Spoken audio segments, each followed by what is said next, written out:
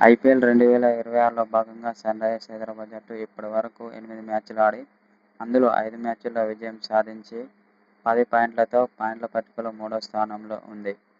అయితే అనంతరం ఎస్ఆర్హెచ్పై కీలక వ్యాఖ్యలు చేసిన టీమిండియా మాజీ captain Rohit Sharma.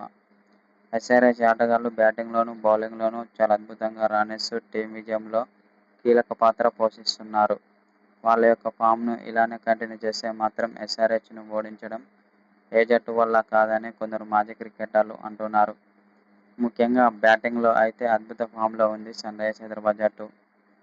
Abhishek Sharma, Klaasen, Ishan Kishan, Travis head, Nitish Kumar Reddy ఇలా డేంజరస్ ఆటగాళ్లు ఉన్నారు.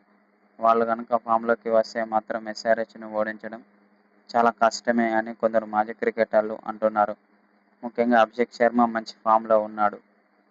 అతన్ని ఎంత త్వరగా అవుట్ చేస్తే అంత మంచిది. లేకుంటే మాత్రం ప్రత్యర్థి బౌలర్లకు చుక్కలు చూపిస్తాడని రోహిత్ శర్మ అన్నాడు. అనంతరం అభిషేక్ శర్మ బ్యాటింగ్పై ప్రశంసల వర్షం కురిపించాడు రోహిత్ శర్మ.